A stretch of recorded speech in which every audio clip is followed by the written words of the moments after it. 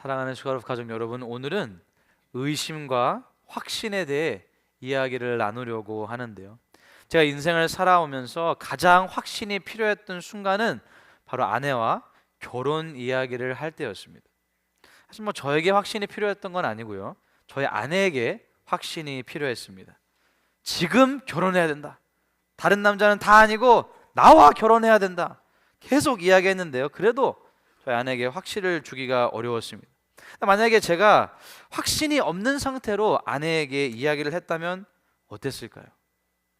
저 혹시 저랑 결혼 한번 해보실래요? 확신은 없지만 당신이 제 배우자인지 의심은 좀 많이 드는 것 같은데요. 결혼 한번 해보는 거죠 뭐. 혹시 이렇게 결혼한 분들이 계시다면 대단하시다고 생각하고 있습니다. 지금 생각하면 저는 저희 아내에게 미안한 마음이 정말 많은데요, 사실 저는 남편들은 아내에게 미안한 마음이 많아야 한다고 생각하는 사람 중에 한 명입니다. 그 이유는 여자는 결혼을 하게 되면 자신의 커리어, 자신의 꿈뿐만 아니라 자녀를 위해, 가정을 위해 자신의 몸과 자신의 온 삶을 희생하고 헌신하게 됩니다. 근데 이 모든 것을 알면서도 결혼하게 되는 이유는 그만큼 확신이 있기 때문이죠. 예수님을 따랐던 제자 중에서도 이렇게 확신이 있었던 제자가 있었는데요, 바로 시몬 베드로입니다. 베드로가 누구인가요? 베드로는 물 위를 걸었던 유일한 제자입니다. 마태복음 14장 28절과 29절을 같이 읽겠습니다. 베드로가 대답하여 이르되 주여, 만일 주님이시거든 나를 명하사 물 위로 오라 하소서 하니 오라 하시니 베드로가 배에서 내려 물 위로 걸어서 예수께로 가되. 뿐만 아닙니다. 베드로는 예수님께서 붙잡히시던 날 칼로 대제사장 종 말고의 귀를 자른 제자였고요, 단순히 이렇게 확신에 차서 적극적으로 행동만 했던 사람이 아니라 예수님께서 너희는 나를 누구라고 하느냐라고 물으셨을 때 주는 그리스도시요 살아계신 하나님의 아들이십니다 라고 신앙 고백을 했던 제자였습니다. 우리가 여기서 볼 수 있는 베드로의 성향은 확신에 가득 찬 열정이 넘치는 적극적인 태도입니다. 베드로는 가장 확신을 가지고 적극적으로 예수님을 따랐던 제자였습니다. 사도행전에서도 누가는 계속해서 베드로의 이러한 성향을 하나님께서 그대로 사용하신 것을 기록하고 있습니다. 오순절 성령 강림 사건 이후 베드로가 설교를 한 번 하는데 남자만 3,000명이 예수님을 믿게 되고요, 성전 미문에 앉았던 안진뱅이를 일으키고 설교에서 남자만 5,000명이 예수님을 믿었다고 성경에 기록하고 있습니다. 오늘 저희가 함께 읽은 본문인 사도행전 10장 바로 전인 사도행전 9장 32절부터 42절에서도 베드로를 통해서 하나님께서는 계속해서 대단한 기적을 일으키십니다. 8년 동안 중풍으로 침상에 누워있던 애니아라는 사람을 베드로가 일으킨 것입니다. 사도행전 9장 34절 말씀입니다. 베드로가 이르되 애니아야, 예수 그리스도께서 너를 낫게 하시니 일어나 내 자리를 정돈하라 한데 곧 일어나니. 뿐만 아닙니다. 요바에 있는 다비다라는 여제자가 병들어 죽게 되었습니다.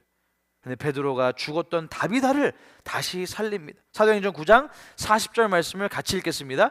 베드로가 사람을 다 보내고 무릎을 꿇고 기도하고 돌이켜 시체를 향하여 이르되 다비다야 일어나라 하니 그가 눈을 떠 베드로를 보고 일어나 앉는지라. 아멘. 중풍병자를 일으키고 죽은 사람을 살리는 베드로, 얼마나 대단한 능력을 발휘하고 있나요? 얼마나 확신에 차서 적극적으로 예수님을 위해 예수 그리스도의 이름을 의지하면서 담대히 복음을 증거하고 있나요? 이러한 모습이 바로 베드로 사도의 모습입니다. 그런데요, 오늘 본문에 등장하는 베드로 사도의 모습은 너무 다릅니다. 사도행전 10장을 통해 우리가 보는 베드로 사도의 모습은 아주 소극적인 모습을 보게 됩니다. 이전과는 달리 의심에 가득 찬 모습을 보게 되죠. 이처럼 아무리 믿음이 훌륭하다고 해서 인생에서 모든 신앙적인 의심과 두려움이 사라지는 것이 아닙니다. 우리 삶에도 언제든지 정말 하나님께서 나의 인생을 선하게 인도하고 계신 것이 맞는지 의심스럽고 두려운 순간이 찾아올 수 있는 것입니다. 바로 그런 순간에 우리가 어떻게 의심하지 않으며 나아갈 수 있는지 본문을 통해 은혜를 나누기 원합니다. 먼저 본문의 상황을 함께 살펴보겠습니다. 본문의 내용은 우리가 잘 알고 있는 내용입니다. 고넬료라고 하는 이달리아 백부장이 이방인으로서 베드로를 통해 예수 그리스도의 복음을 처음 듣게 되는 역사적인 장면입니다. 그렇다면 먼저 베드로는 왜 확신이 아니라 의심을 하게 되었을까요? 이 질문을 온전히 대답하기 위해서는 우리는 그 당시 시대적인 정황을 알아야 합니다. 하나님께서는 아브라함을 택하셨습니다. 그리고 그의 자손을 통해 모든 족속이 복을 받게 될 것이라고 창세기 12장에서 분명하게 말씀하셨습니다. 하나님께서 이스라엘 백성들을 택하셨던 이유는 그들을 통해서 그들이 제사장 나라가 되어 세상 모든 사람들을 섬기는 나라로 세우기 위함이었습니다. 근데 문제는 이스라엘 백성들이 하나님께서 택하셨다는 개념을 잘못 이해하고 만 것입니다. 하나님께서 자신들만을 택하시고 자신들만을 구원하기를 원하시고 자신들만이 특별하다고 착각하게 된 것입니다. 그래서 결국 이스라엘 백성들은 인종차별주의자들이 되어버리고 맙니다. 교만하고 자신들과 같지 않은 이방인들을 증오하게 됩니다. 심지어 이방인들을 개라고 취급하면서 살게 됩니다. 그리고 여러 가지 전통을 만들어서 자신들과 이방인들과 계속해서 차별과 구분을 하게 되었습니다. 그중 하나의 전통이 하나님을 경외하는 혈통적인 유대인은 절대로 이방인 집에 들어가지도 않고 이방인과 교제도 하지 않았던 것입니다. 사도행전 10장 28절 상반절에서 베드로가 한 말을 세 번역으로 함께 읽겠습니다. 유대 사람으로서 이방 사람과 사귀거나 가까이 하는 일이 불법이라는 것은 여러분도 아십니다. 이러한 사상을 평생 가지고 살았던 베드로는, 그 당시 전통과 법을 너무나도 잘 알고 있었던 베드로는 하나님께서 환상을 보여주실 때부터 계속해서 의심이 들었던 것입니다.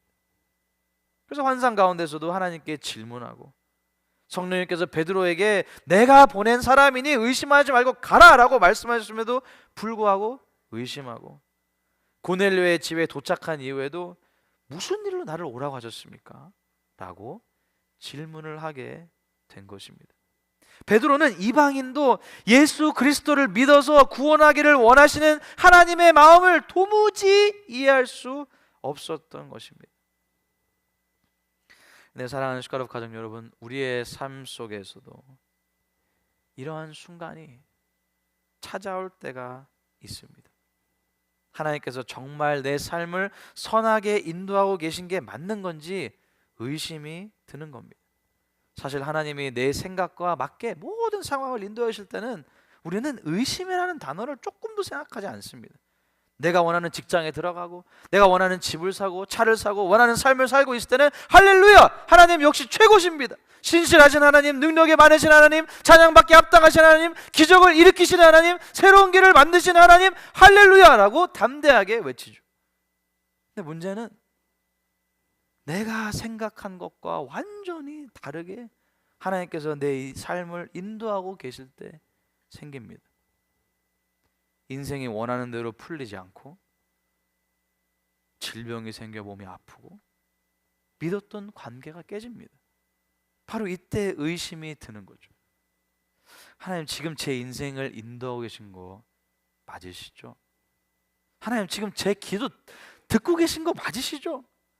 저 분명히 오른쪽으로 가야 된다고 말씀드렸는데요, 오른쪽 길이 맞는 길인데요, 지금 제 인생은 왼쪽으로 흘러가고 있습니다.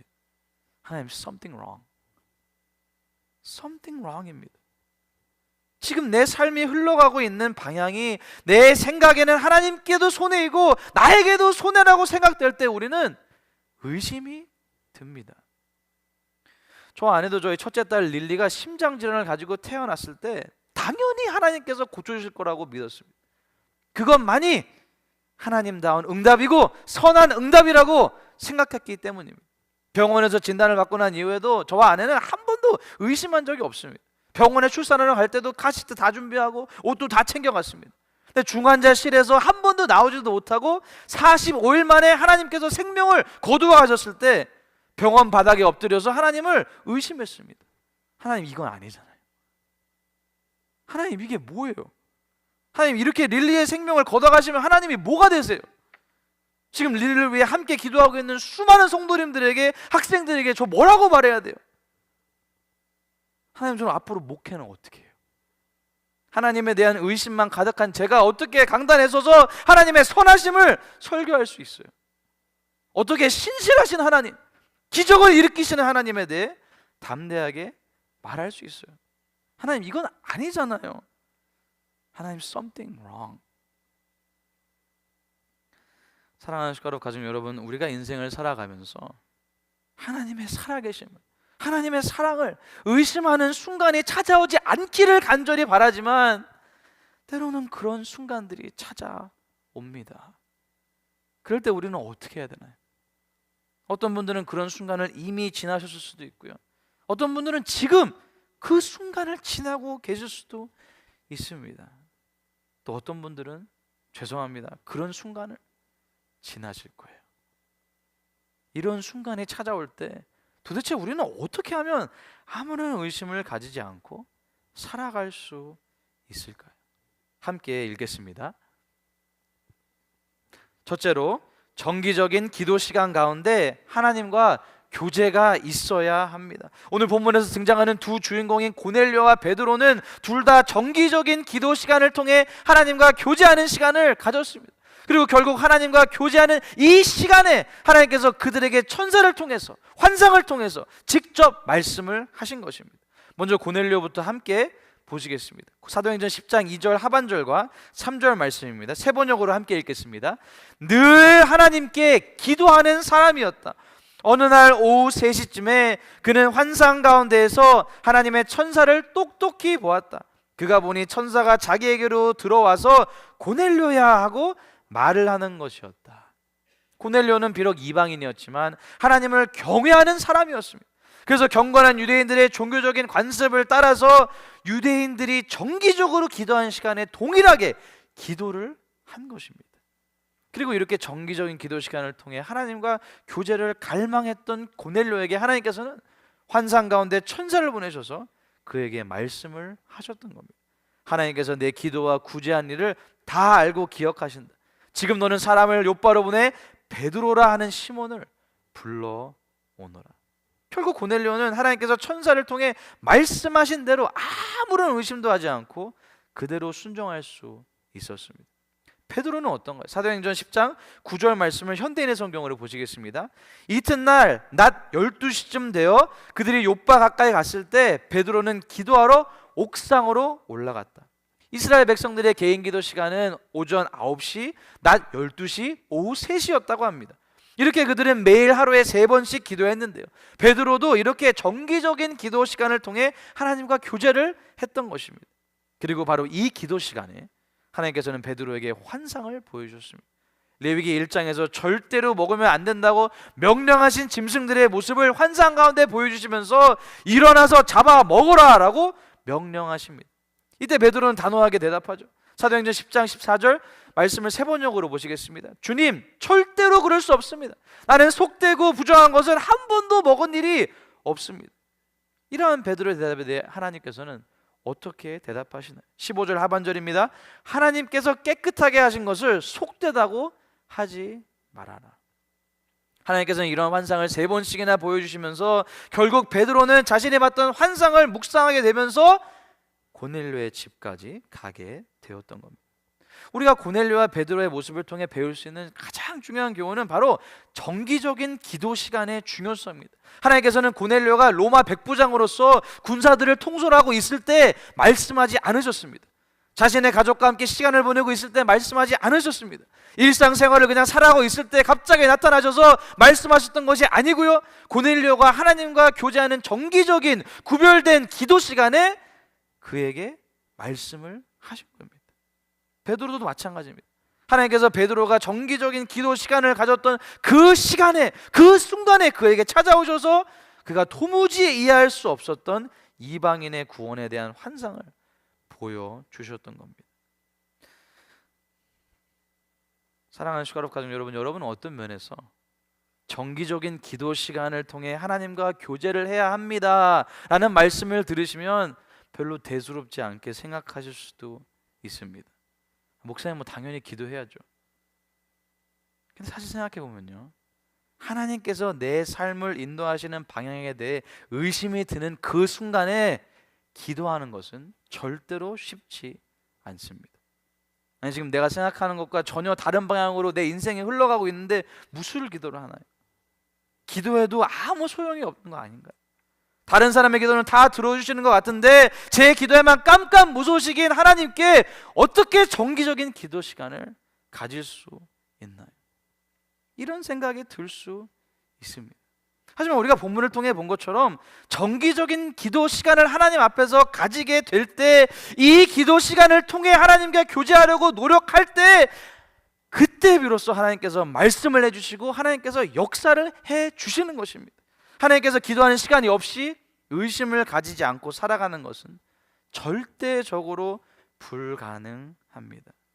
기도 인생이라는 책, 또 저자 류태영 박사님을 알고 계시나요? 그는 팔남매 중에 오남으로 전라북도 두메 산골에서 태어났습니다. 그의 아버지는 남의 집 머슴으로 20년간을 일했기 때문에 그의 집은 너무나도 가난했습니다. 그래서 자신의 위에 두 형님들과 두 누님들은 초등학교도 가지 못했습니다. 자신은 초등학교를 갔는데 이렇게 열악한 상황 가운데서 태어나고 성장했던 그가 덴마크 국가에서 준 장학금으로 덴마크에 가서 공부하고, 이스라엘 국가에서 준 장학금으로 예루살렘 히브리 대학에서 단 4년 만에 석사는 수석으로, 박사는 우등생으로 박사학위를 받게 됩니다. 그리고 그 후 6개월 후에는 아시아 사람 최초로 히브리 대학 교수가 되고요, 박정희 대통령 시절 청와대에 들어가서 새마을 운동을 기획하고 담당하게 되었습니다. 두메 산골에서 태어나고 살았던 이렇게 가난한 소년이 어떻게 이런 일들을 이룰 수 있었을까? 류태영 박사님은 초등학교 5학년 때 교회를 갔는데 그때 예배당은 초가집의 방 한 칸이었다고 합니다. 근데 전도사님을 그 자리에서 정기적인 기도의 중요성에 대해 알려주셨습니다. 모든 기도가 좋은 것이지만 새벽에 교회에 나와서 하는 기도가 가장 좋은 기도란다. 그런데 이 말씀을 듣고 곧바로 눈이 오거나 비가 오거나 한 번도 빠지지 않고 새벽 기도에 나가서 기도했습니다. 결국 류태영 박사님은 정기적인 기도 시간을 통해 하나님과 깊은 교제를 하게 되었고, 의심이 가득한 순간들이 찾아올 때마다 의심하지 않고 기도 시간을 통해서 확신에 가득 찬 인생을 살아갈 수 있었습니다. 이 책 마지막에서 류태영 박사님은 이렇게 간증합니다. 날마다 드리는 우리의 기도가 주님께 상달되는 그 순간 우리의 삶뿐만 아니라 이 세상에 놀랄 만한 은혜의 역사가 일어나는 것이다. 그것이 내가 믿는 기도의 힘, 우리가 믿는 기도의 힘이다. 사랑하는 숟가락 가족 여러분, 혹시 지금 여러분의 삶에 두렵고 염려되고 정말 이 길이 맞는 길인지 의심이 가는 순간을 보내고 계신가요? 삶 속에서 기도의 자리를 꼭 지키시기를 바랍니다. 특별히 류태영 박사님처럼 새벽 기도의 자리로 나오시기를 권면드립니다. 이 길이 정말 맞는지 의심하지 않고 흔들리지 않을 수 있는 방법은 기도 가운데 주시는 하나님의 응답을 경험하는 방법밖에 없습니다. 정기적인 기도 시간을 통해 하나님과 깊은 교제가 있기를 예수님의 이름으로 축복합니다. 어떻게 하면 아무런 의심을 가지지 않고 살아갈 수 있을까요? 같이 읽겠습니다. 둘째로, 크신 하나님을 기억해야 합니다. 본문을 보시면요, 고넬료는 자기가 본 환상밖에 몰랐습니다. 베드로도 자기가 본 환상밖에 몰랐습니다. 근데 하나님께서는 고넬료, 베드로, 오늘 성경에 등장하는 인물 한 사람 한 사람의 발걸음을 직접 인도하셨습니다. 사랑하는 숟가락 가족 여러분, 성경을 폈을 때 제일 처음 나오는 성경 구절이 무엇인지 아시나요? 창세기 1장 1절을 다 같이 읽겠습니다. 태초에 하나님이 천지를 창조하시니라. 우리가 알고 있는 이 세상의 모든 것은 하나님께서 창조하신 것입니다. 단순히 창조하실 뿐만 아니라 하나님께서는 온 세상을 지금도 다스리고 계십니다. 이 개념을 가장 쉽게 표현한 어린이 찬양이 있는데요, 함께 한번 불러보도록 하겠습니다. He's got the whole world in his hands. He's got the whole world in his hands. He's got the whole world in his hands. He's got the whole world in his hands. 많이 모르실 줄 알았는데 다 아시네요. 네. 이 찬양은 하나님이 얼마나 크신 분인지 보여주는 어린이 찬양인데요, 하나님께서는 단순히 이 세상을 창조하신 것뿐만 아니라 지금도 온 세상은 하나님의 손 안에 있어서 크신 하나님께서 다스리시고 계신다는 믿음의 고백입니다. 근데 문제는 우리가 이 사실을 잊고 살아갈 경우가 너무나도 많습니다. 오늘 본문을 묵상하면서 우리가 볼 수 있는 분명한 사실은 하나님께서 이 모든 상황을 주관하고 계셨다는 것입니다. 하나님께서는 고넬료에게 환상을 보여주시고 천사를 통해 말씀을 주셔서 고넬료의 부하와 하인들이 베드로를 만나러 출발하게 하셨습니다. 동시에 고넬료가 누군지도 모르고 누가 오고 있는지도 몰랐던 베드로에게 환상을 통해 이방인들을 부정한다고 여기면 안 된다고 말씀하시면서 이방인들에게 예수 그리스도의 복음을 전할 수 있도록 마음을 준비시켜 주셨습니다. 뿐만 아닙니다. 베드로가 지금 어디에 머물고 있나요? 베드로는 무두장이 시몬의 집에 있었습니다. 무두장이가 누구인가요? 무두장이는 가죽 제조 공인이었습니다.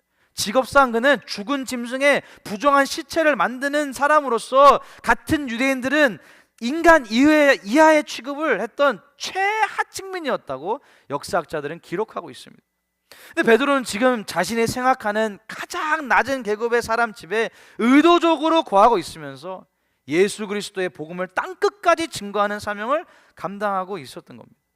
하나님께서는 의도적으로 베드로가 무두장이 시몬의 집에 있을 때 그에게 환상을 보여주셨습니다.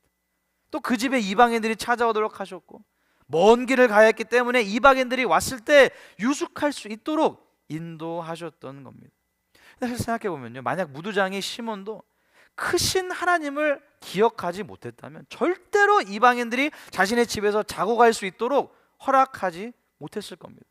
왜냐하면 아무리 유대인들 사이에 사람 취급을 받지 못하는 무두장이 시몬이라고 할지라도 그도 혈통적으로는 유대인이었기 때문입니다. 무슨 말인가요? 무두장이 시몬으로서 할례받지 않은 이방인들이 자기 집으로 들어와서 함께 식사하고 함께 잠을 잔다는 것은 상상조차 할 수 없는 일이었습니다. 왜냐하면 할례받은 유대인에게 그것은 절대 금기 사항이었기 때문입니다. 근데 너무나도 신기한 장면이 펼쳐지죠. 무두장이 시몬이 크신 하나님을 기억하고 결국 하나님께서는 이 상황을 완벽하게 주관하셔서 이방인들 3명, 베드로, 무두장이 시몬, 절대로 어울릴 수 없는 세 부류의 사람들이 한 곳에 모여서 함께 식사하고 함께 잠을 잘 수 있도록 인도하셨던 것입니다. 크신 하나님. 사랑하는 숟가락 가족 여러분, 우리가 불안하고 의심이 되는 이유는 우리는 내 눈앞에 놓인 상황만 알고 내 눈앞에 보이는 상황만 보기 때문입니다. 하지만 크신 하나님께서는 온 세상 모든 일을 다스리고 계시고 지금도 내 삶을 인도하고 계시는 분입니다. 지금 내 눈앞에 펼쳐지는 상황이 다 이해되지 않을지라도 모든 것을 알고 계시는, 모든 것을 가장 선하게 계획하고 인도하고 계시는 하나님을 신뢰하시기 바랍니다. 만약 내가 처한 상황을 인도하시는 분이 정말 하나님이시라면, 하나님께서 그 상황을 허락하셨다면 하나님께서 이 상황을 감당할 힘과 능력 또한 주실 것임을 믿을 수 있습니다. 팔이 없이 태어난 데니얼 리치 목사님을 알고 계시나요? 그는 노스캐롤라이나 시골에서 태어났습니다. 장애를 가진 아이가 없는 동네에서 자라면서 그는 끊임없이 왕따를 당하고 놀림당하고 어디를 가든지 항상 사람들로부터 상처를 받는 인생을 살아야만 했다고 합니다. 특별히 티네이저 때 하나님께서 자신을 사랑하신다는 사실을 도무지 믿을 수가 없었다고 합니다. 15살 때 그는 매우 혼란스럽고 분노에 가득 차 있고 자신이 처한 환경은 하나님께서 도우실 수 없는 상황이라고 확신했다고 합니다. 근데 하나님께서는 청소년 락킨 때 담당 목사님과 늦은 밤의 대화를 통해 크신 하나님에 대해 새롭게 생각하게 되었다고 합니다. 그는 이렇게 말합니다. 그날 밤 저는 제 방식이 아니라 하나님의 방식으로 하나님의 사랑을 보게 되었습니다. 그것이 제 인생을 완전히 바꾸어 놓았습니다.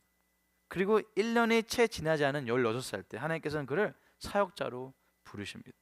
사람들을 증오했던 마음을 조금씩 극복하고 있는 자신을 불러주시는 크신 하나님의 섭리를 그 당시에는 이해할 수 없었다고 합니다. 근데 그때부터 25년이 지난 지금 하나님께서는 그가 분리를 당하고 놀림을 당했던 그 모든 상처까지 다 사용하셔서 그가 예수 그리스도의 복음을 전할 수 있도록 그의 삶을 이끌어 주셨습니다. 리치 목사님은 특별히 어려운 시기를 지날 때마다 크신 하나님의 은혜에 초점을 맞추기 위해 그의 아내와 함께 하는 것이 있다고 말하는데요. 그는 특별히 하나님의 손길을 보기 위해 작은 증거들, little evidence를 일기에 매일 기록한다고 합니다. 하나님께서 오늘은 이렇게 도와주셨구나. 하나님께서는 이런 응답을 주셨구나. 하나님께서는 이렇게 우리의 가정을 인도하셨구나. 그리고 힘들 때마다, 의심이 드는 순간이 들 때마다 아내와 함께 그 순간들을, 과거 일들을 자주 돌아본다고 합니다. 그는 이렇게 간증합니다. 페이지마다 하나님께서 어떻게 역사하셨는지를 보는 것은 놀라운 일입니다. 사랑하는 숟가락 가족 여러분, 여러분도 작은 증거들, little evidence를 기록하는 일기를 써보시는 것을 추천해 드립니다. 처음에는 정말 작은 증거들이겠지만 의심이 들 때 이 책자는 크신 하나님을 계속해서 신뢰할 수 있도록 돕는 아주 소중한 보물이 될 것입니다. 우리는 하나님의 생각과 하나님의 길을 절대로 알 수가 없습니다. 이사야 55장 8절과 9절 말씀을 다 같이 읽겠습니다. 이는 내 생각이 너희의 생각과 다르며 내 길은 너희의 길과 다름이니라. 여호와의 말씀이니라. 이는 하늘이 땅보다 높음같이 내 길은 너희의 길보다 높으며 내 생각은 너희의 생각보다 높음이니라. 아멘. 사랑하는 숟가락 가족 여러분, 여러분은 크신 하나님을 믿으시나요? 지금 내 눈앞에 펼쳐지는 현실이 최선이 아니라고 생각될지라도 하나님을 끝까지 신뢰할 수 있는 이유는 우리 하나님은 크신 하나님이시기 때문입니다. 그리고 아들을 십자가에서 비참하게 내어주실 만큼 우리를 사랑하신 하나님께서는 항상 가장 좋은 길로 우리를 인도하고 계십니다. 크신 하나님을 끝까지 신뢰하는 우리 모두가 될 수 있기를 예수님의 이름으로 축복합니다. 저희는 오늘 본문을 중심으로 어떻게 하면 아무런 의심을 가지지 않고 살아갈 수 있는지 묵상하고 있습니다.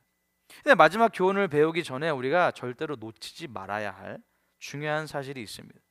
오늘 사도행전 10장에서 일어난 모든 사건이 왜 일어났나요? 우리의 삶 가운데 하나님께서 기도할 때 응답해 주시고 크신 하나님께서 나의 삶의 모든 영역을 철저하게 인도해 주실 것이란 사실을 우리가 어떻게 확신할 수 있나요? 내가 하나님께 복을 받고 내가 원하는 기도 응답 받고 내가 잘 먹고 내가 잘 살기 위해 하나님께서 응답을 해주실까요? 절대로 아니죠. 본문에서 일어나는 모든 일은 결국 예수 그리스도의 복음 때문입니다. 어떻게 하면 아무런 의심을 가지지 않고 살아갈 수 있을까? 같이 읽겠습니다. 셋째로, 내가 경험하는 모든 것은 예수 그리스도의 복음을 전하기 위함을 기억해야 합니다. 사랑하는 숟가락 가족 여러분, 사도행전 10장의 모든 사건을 가만히 들여다보면 결국 한 가지 이유로 설명이 됩니다. 바로 복음 때문입니다. 고넬료가 환상을 본 것도, 베드로가 환상을 본 것도, 두 사람이 서로 만나게 된 것도 다 복음 때문이었습니다. 예수 그리스도의 십자가와 부활의 복음이 이방인에게로 흘러가야만 했기 때문에 하나님께서는 그들의 삶 가운데 움직이기 시작하셨던 겁니다. 사실 고넬료와 베드로는 절대로 만날 수 없는 사람들이었습니다. 율법의 장벽이 있고 문화의 장벽이 있고 수많은 장애물들이 있었습니다. 그런데 하나님께서는 예수 그리스도의 복음 때문에 그 장벽을 무너뜨리셨습니다.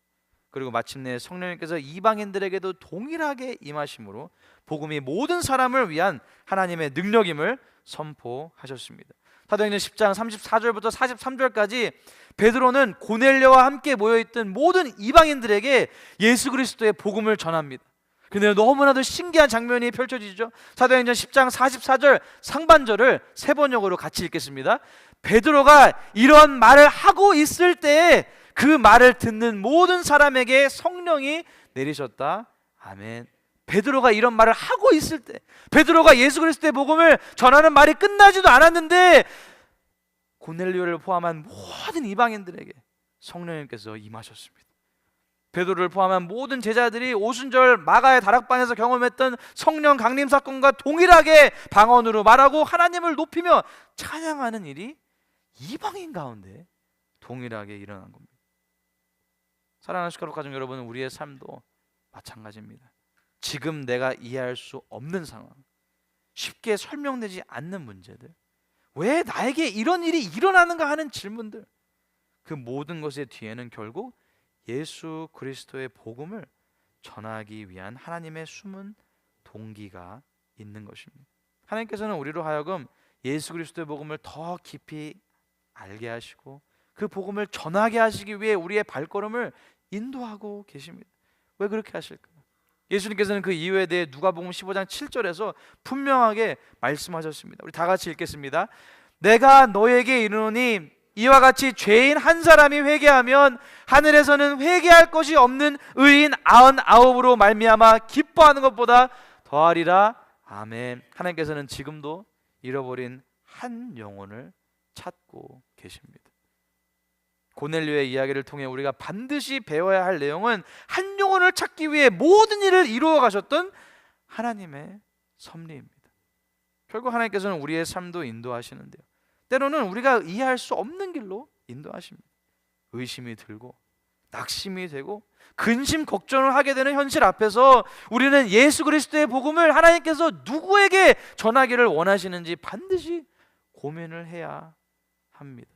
우리 하나님 아버지께서는 절대로 우리가 우연히 누구를 만나게 하지 않으십니다. 영원한 생명을 소유한 우리들이 지금도 오늘도 내일도 예수님을 알지 못하는 영혼들이 예수 그리스도의 십자가 복음을 통해 하나님께 돌아오기를 애타게 기다리시는 하나님의 마음을 깨달아야 하는 것입니다. 저희 가정은 첫째 딸을 잃는 아픔을 경험했습니다. 도무지 하나님의 인도하심이 이해가 되지 않았지만 이 일을 통해서 얼마나 많은 사람들에게 예수 그리스도의 복음을 전하게 되었는지 모릅니다. 루테온 박사님이 경험한 하나님에 대한 간증집을 쓴 이유는 많은 사람들이 그의 삶의 이야기를 통해 그 책을 통해 예수 그리스도의 복음을 믿게 하기 위함이었습니다. 팔이 없이 태어난 데니얼 리치 목사님은 지금도 수많은 지역을 순회하면서 예수 그리스도의 복음을 전하고 있습니다. 혹시 지금 의심이 드는 상황 가운데 있으시다면 더욱 그 순간 하나님께서 예비하신 평화의 사람이 누군지 기도하고 크신 하나님의 손길을 기대하면서 예수 그리스도의 복음을 담대히 전해야 할 줄로 믿습니다. 말씀을 정리하겠습니다. 우리가 인생을 살아가면서 하나님의 인도하심에 대한 의심이 드는 순간이 찾아옵니다. 이럴 때 우리는 어떻게 하면 아무런 의심을 가지지 않고 살아갈 수 있을까요? 함께 읽겠습니다. 첫째로, 정기적인 기도 시간 가운데 하나님과 교제가 있어야 합니다. 하나님과 인격적인 만남을 매일 가짐으로써 내 삶 가운데 일어나는 모든 일에 대해 하나님의 응답을 경험하시기를 축복합니다. 둘째로 같이 읽겠습니다. 크신 하나님을 기억해야 합니다. 나는 지금 내가 경험하고 있는 현실밖에 보지 못합니다. 그러나 하나님께서는 지금도 내가 알지 못하는 일들을 이루고 계십니다. 그러므로 우리는 계속해서 크신 하나님을 기대하고 신뢰해야 될 줄로 믿습니다. 셋째로 같이 읽겠습니다. 내가 경험하는 모든 것은 예수 그리스도의 복음을 전하기 위함임을 기억해야 합니다. 모든 것은 복음 때문입니다. 이것이 바로 사도행전 10장 전체가 우리에게 증언하고 있는 이야기고 오늘 우리의 삶 속에 여전히 진행되고 있는 하나님의 이야기입니다. 결국 우리가 아무런 의심을 하지 않고 살아갈 수 있는 이유는 예수 그리스도의 복음, 영원히 죽을 수밖에 없는 나를 살리시기 위해 하나밖에 없는 외아들을 십자가에 비참하게 내어주신 하나님의 사랑 때문입니다. 로마서 8장 32절을 함께 읽겠습니다. 자기 아들을 아끼지 아니하시고 우리 모든 사람을 위하여 내주신 이가 어찌 그 아들과 함께 모든 것을 우리에게 주시지 아니하겠느냐. 아멘. 오늘 하루도 이번 한 주도 하나님의 사랑을 의지하여서 아무 의심을 하지 않고 담대히 예수님을 따라가는 인생을 사시기를 축복합니다. 다 같이 일어나셔서 결단 찬양을 하나님 아버지께 올려드리시겠습니다.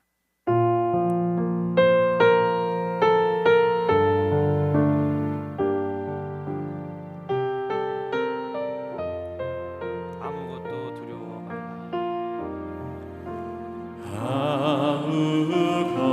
아무것도 두려워 말라. 주 나의 하나님이 지켜주시네.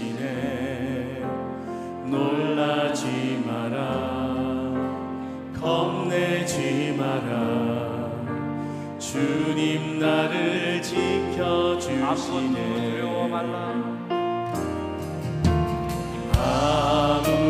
아무것도 두려워 말라 주 나의 하나님이 지켜주시네 놀라지 마라 겁내지 마라 주님 나를 지켜주시네 내 맘이 힘에 겨워 지칠지라도 내 맘이 힘에 겨워 지칠지라도 주님 나를 지켜주시네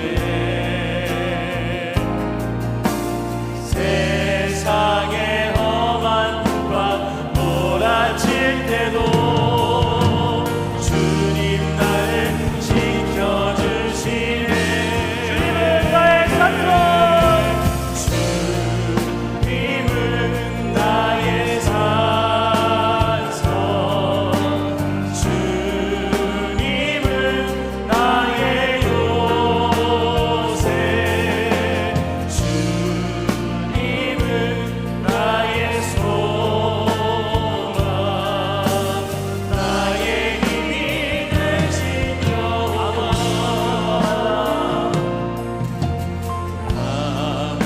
아무것도 두려워 말라 주 나의 하나님이 지켜주시네 놀라지 마라 겁내지 마라 주님 나를 내 맘이 힘에 겨워 지켜주시네 지칠지라도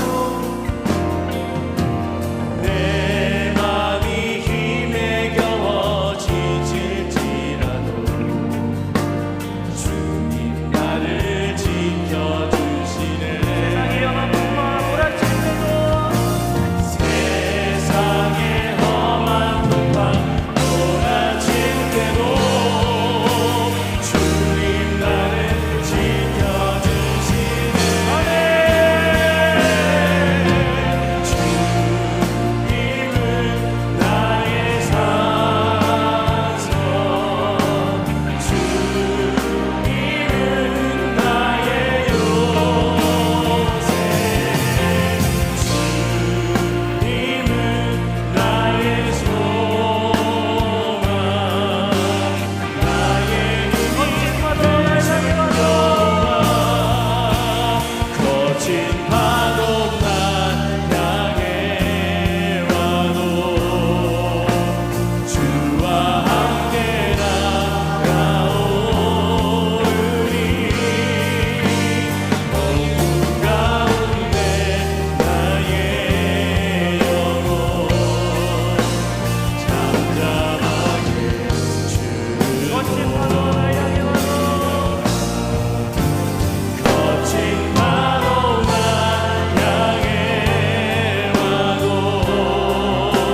주와 함께 나아오르리 어둠 가운데 나의 영혼 잠잠하게 주보리라 말씀을 생각하면서 함께 기도하기 원합니다. 하나님께서 인도하시는 길에 대해 자꾸만 의심이 들고 두려운 마음이 드시나요? 우리의 모든 의심을, 모든 두려운 마음을 주님 앞에 쏟아놓기를 원합니다. 주님, 의심이 드는 순간 오히려 더 주님과 정기적인 교제의 시간을 가질 수 있도록 우리를 도와주시옵소서. 주님, 크신 하나님을 기억할 수 있도록 우리를 도와주시옵소서. 주님, 지금도 예수 그리스도의 복음을 전하기 원하시는 하나님의 놀라운 섭리를 신뢰할 수 있도록 도와주시옵소서. 모든 두려움과 의심을 주님 앞에 있는 그대로 말씀드리면서 함께 기도하겠습니다. 살아계신 아버지 하나님, 거친 파도 날 향해 와도 주와 함께 나아오르리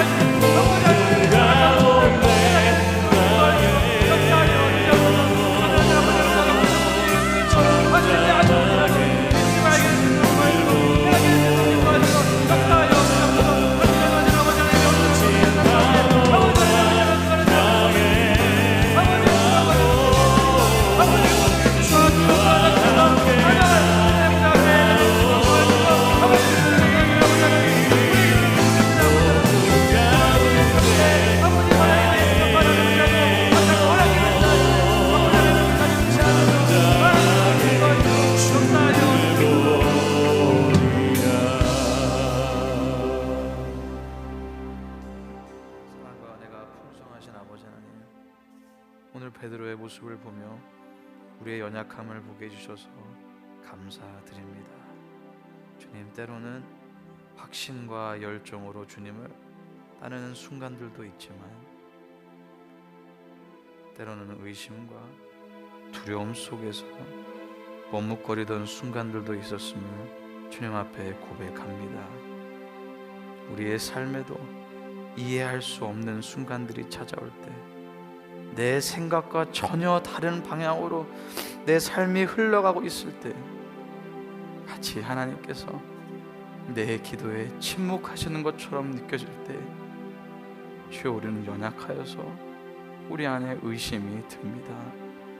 하나님, 정말 제 기도를 듣고 계십니까? 하나님, 정말 이 길이 맞는 길입니까? 라고 묻고 싶을 때가 많이 있습니다. 주여, 연약한 우리를 용서해 주시고 우리 모두를 하나님의 강한 오른손으로 인도하여 주시옵소서.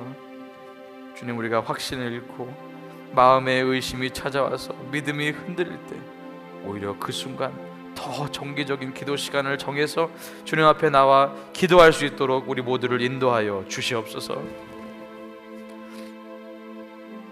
아버지 하나님, 혹시 우리가 이해하지 못하는 길로 우리의 삶을 인도하실 때에도 크신 하나님을 기억하고 신뢰할 수 있도록 도와주시옵소서.